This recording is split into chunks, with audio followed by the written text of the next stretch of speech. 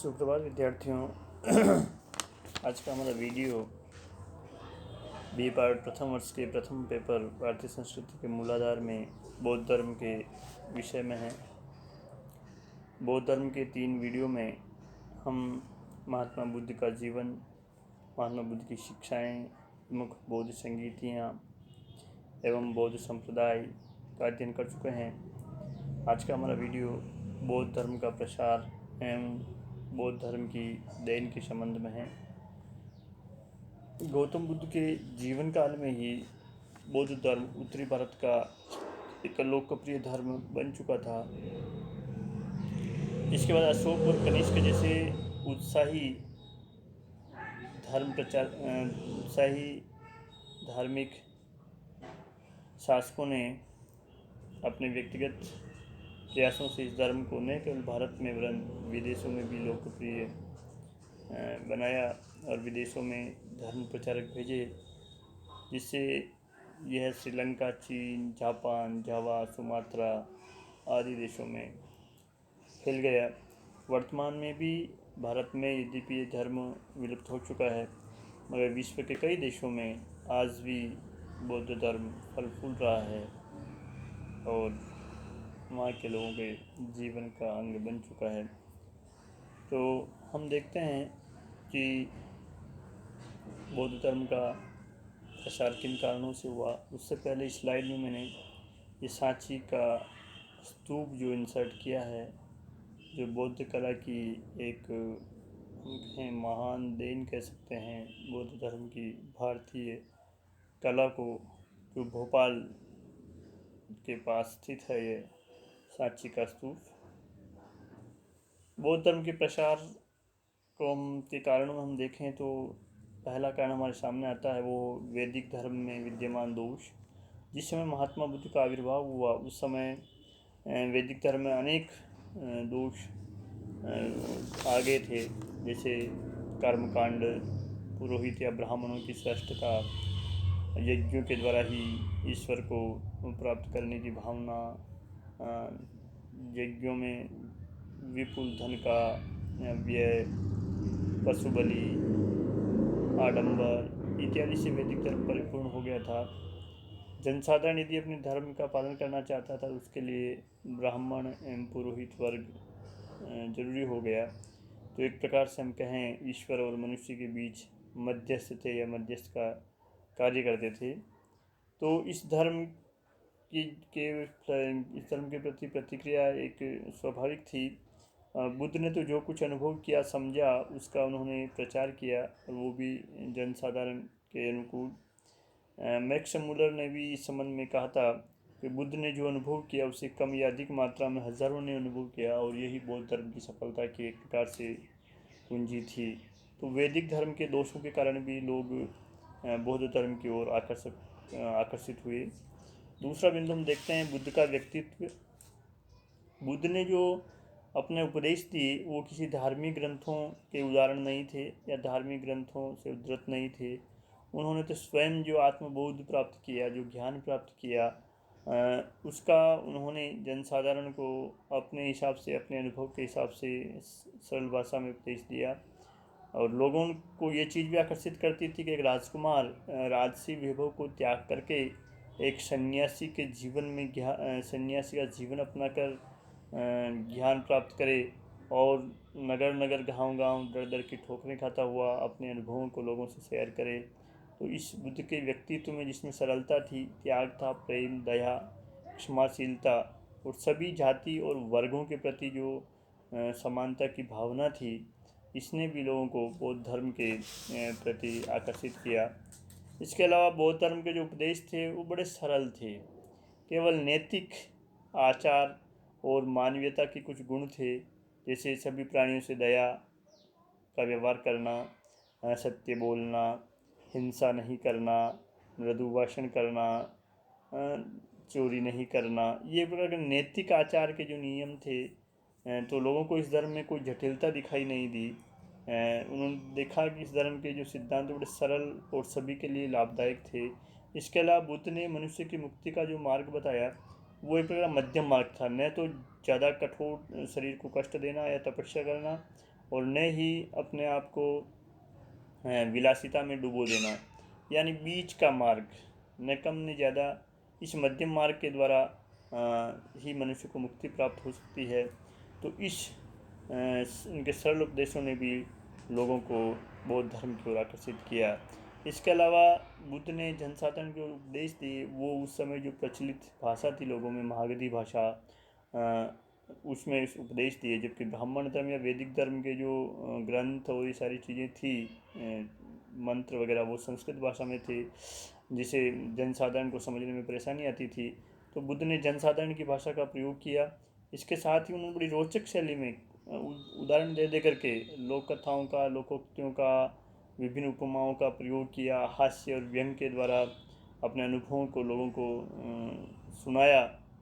तो लोगों को ये चीज़ें काफ़ी पसंद आई और लोगों का झुकाव इस धर्म की ओर बढ़ा। बौद्ध धर्म में महात्मा बुद्ध ने सामाजिक समानता को बढ़ावा दिया। इन्होंने मुक्ति का जो सिद्धांत बताया, वो न केवल ब्राह्मण, क्षत्रिय, वैश्य और शूद्रों सभी के लिए एक समान था। किसी को भी इसमें श्रेष्ठता की भावना नहीं थी। उनका अष्टांगिक मार्ग का पालन करके सभी व्यक्ति, सभी संप्रदाय, सभी जाति के लोग, दलित भी मोक्ष प्राप्त कर सकते हैं, अपने निर्वाण का प्रयास कर सकते हैं। तो सामाजिक समानता की भावना के कारण दलित वर्ग जो था, या हम कहें शूद्र वर्ग जो उस भाषा में हम कहें, वो निश्चित रूप से बौद्ध धर्म की ओर उसका झुकाव बढ़ा। इसके अलावा बुद्ध के जीवन काल में ही बौद्ध संघों का संगठन या गठन हो गया था, जिसमें रह करके भिक्षु न केवल अपनी साधना करते थे, वरन बौद्ध धर्म के ज्ञान के संबंध में चर्चा करते थे। वहाँ एक प्रकार से ज्ञान के केंद्र थे, जिसे हम पुस्तकालय कह सकते हैं। बौद्ध भिक्षु आपस में वैचारिक आदान प्रदान करते थे, और बौद्ध साहित्य है वो भी इन बौद्ध संघों में विपुल मात्रा में उपलब्ध था। विंसेंट स्मिथ इस संबंध में उनका विचार है कि भिक्षुओं और भिक्षुणियों का संगठित समुदाय इस धर्म का सबसे प्रभावशाली साधन था। बौद्ध संघों में रहने वाले जो भिक्षु थे, उनका कार्य ही बौद्ध संघ का प्रचार प्रसार करना और बुद्ध के सिद्धांतों का अपने जीवन में पालन करना था। तो इस संघीय प्रणाली ने भी बौद्ध धर्म का प्रसार किया। इसके अलावा राजकीय संरक्षण मिलना इस धर्म के लिए काफ़ी लाभप्रद रहा। बुद्ध के जीवन काल में ही मगध के शासक बिंदुसार और अजातशत्रु ने इस धर्म को ग्रहण किया। और अजातशत्रु ने पहली बौद्ध संगीति भी बुलाई थी उनके बुद्ध की मृत्यु के ठीक बाद। इसके अलावा कौशल, अवंती आदि के शासकों ने भी बौद्ध धर्म को ग्रहण करके बौद्ध धर्म को काफ़ी दान दिया, विहार बनवाए और उसके प्रचार प्रसार में सहयोग दिया। इसके बाद मौर्य सम्राट अशोक और कुषाण कनिष्क जैसे शासकों ने, शक्तिशाली शासकों ने भी जब बौद्ध धर्म ग्रहण किया और इसके प्रचार प्रसार में योग दिया, तो यह देश ही नहीं विदेशों में भी फैल गया। बौद्ध धर्म को लोगों ने अपने आर्थिक प्रगति के अनुकूल भी माना। बौद्ध धर्म ने ब्याज लेने की निंदा नहीं की। उनका व्यापार में ऋण और ब्याज आदि स्वाभाविक क्रियाएं हैं। इसके अलावा अहिंसा का जो उपदेश इन्होंने दिया, जिससे युद्धों का अंत हुआ या युद्ध कम हुए, इससे भी व्यापार व्यवसाय के लिए अनुकूल परिस्थितियाँ बनी। तो इन सब कारणों ने भी एक प्रकार से कहें व्यापारी वर्ग या सामान्य वर्ग को बौद्ध धर्म के प्रति आकर्षित किया।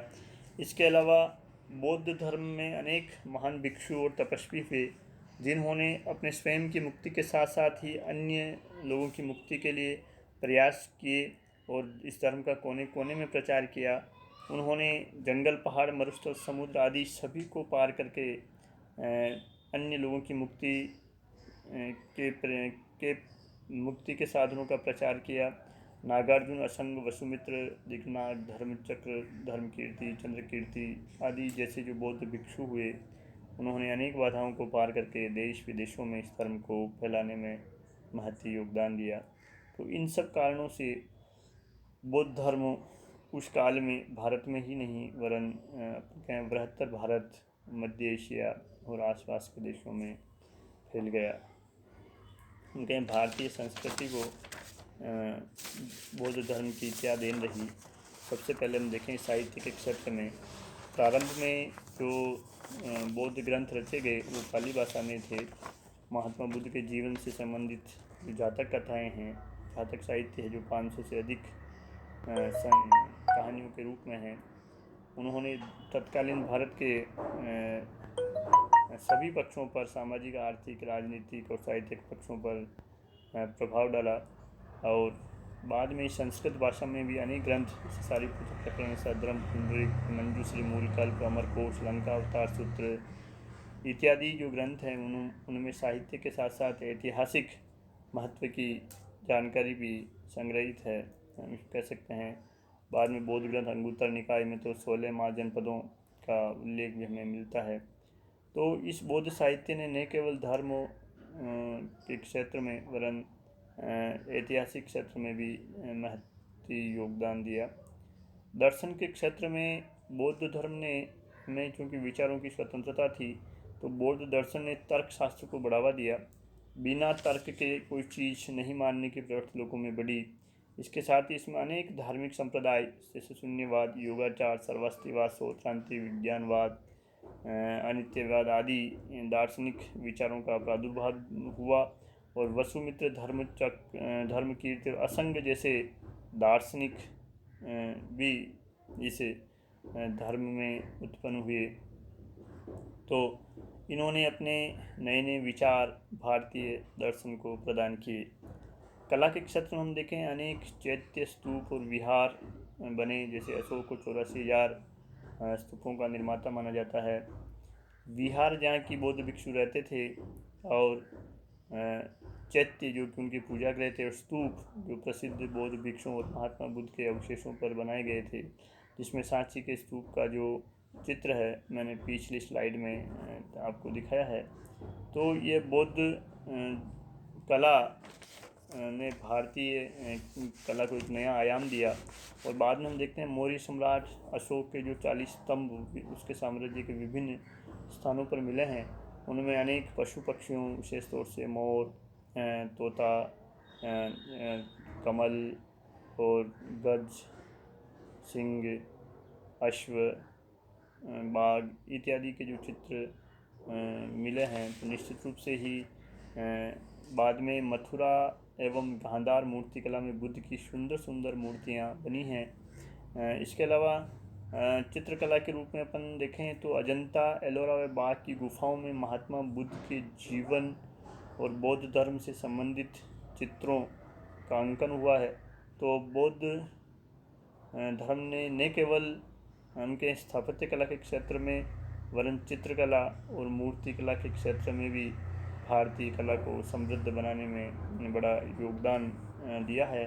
सामाजिक क्षेत्र में बौद्ध धर्म ने कर्मवाद का सिद्धांत दिया है कि मनुष्य जैसा कर्म करेगा उसे उसी के अनुरूप फल प्राप्त होता है। तो इस विचारधारा ने जाति प्रथा का कठोर बंधन को ढीला किया और जनता में नैतिकता और सदाचार के मार्ग को इसने प्रशस्त किया। इसके अलावा इसने एक प्रकार से कहें अछूत या निम्न जाति के जो लोग माने जाते थे, उनमें समानता की भावना बौद्ध धर्म की सबसे बड़ी देन हम सामाजिक क्षेत्र में मान सकते हैं। इसके अलावा लोगों में व्याप्त अंधविश्वासों को दूर करने के लिए उसने कहा अनिश्वरवादिता का जो सिद्धांत दिया, अनात्मवाद का जो सिद्धांत दिया कि जो आत्मा है वो ईश्वर द्वारा निर्मित नहीं है वरन पंचभूतों से निर्मित है और पुनः इन पंचभूतों में मिल जाती है, और ईश्वर होता ही नहीं है जो कि सृष्टि का कर्ता, हर्ता और सहर्ता जिसे अन्य धर्मों में माना जाता है। तो इससे सामाजिक क्षेत्र में एक बड़ी क्रांति बौद्ध धर्म ने उत्पन्न की। धार्मिक क्षेत्र में हम देखें तो इस बौद्ध धर्म के कारण वैदिक धर्म में सुधार आए, कर्मकांडों में कमी आई, यज्ञों की जटिलता में कमी आई। इसके साथ साथ ही मानवतावादी गुणों दया, प्रेम, करुणा, सहानुभूति, एक दूसरे की मदद करना इत्यादि मानवतावादी गुणों एवं नैतिक आचारों पर बल दिया गया। इसके अलावा बौद्ध धर्म की संघ प्रणाली से प्रभावित होकर के वैदिक धर्म में भी मठों की व्यवस्था की शुरुआत हुई। तो धार्मिक क्षेत्र में ये चेंज थे जो बौद्ध धर्म के कारण आए।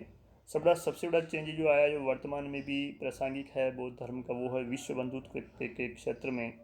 इसने जिस प्रकार अहिंसा का उपदेश दिया कि मनुष्य को मन, वचन और कर्म से अहिंसा का पालन करना चाहिए, हिंसा को छोड़ देना चाहिए। इसके साथ साथ पंचशील, सत्य, अहिंसा, अस्तेय, अपरिग्रह और ब्रह्मचर्य का जो उपदेश दिया कि मनुष्य को अपनी इंद्रियों पर नियंत्रण रखना चाहिए, अपने लालच पर नियंत्रण रखना चाहिए, मनुष्य को मिथ्या वाणी का प्रयोग नहीं करना चाहिए। तो ये पंचशील और उस बुद्ध के जो आदर्श है अहिंसा का, वह यदि आज भी अपनाया जाए, हम कहें विश्व में शांति, हथियारों की होड़ इत्यादि कम हो सकती है। मनुष्य के लालच पर यदि लगाम लग जाता है तो निश्चित रूप से ये मानव सभ्यता के लिए एक बहुत बड़ी उपलब्धि और कल्याणकारी मार्ग होगा। तो बौद्ध धर्म के प्रसार में महात्मा बुद्ध के व्यक्तित्व के साथ ही उनकी सरल और रोचक भाषा जनसाधारण को प्रभावित की। उन्होंने सामाजिक समानता उनकी एक सबसे बड़ी देन रही, और देन में हम कह सकते हैं साहित्य, दर्शन, कला और सामाजिक धार्मिक क्षेत्र में इसने परिवर्तनों को जन्म दिया। और विश्व बंधुत्व का जो उनका पंचशील और अहिंसा का जो सिद्धांत है वो आज भी विश्व के लिए उपयोगी हो सकता है, बशर्ते कि विश्व इसको अपनाए। जय हिंद, जय भारत।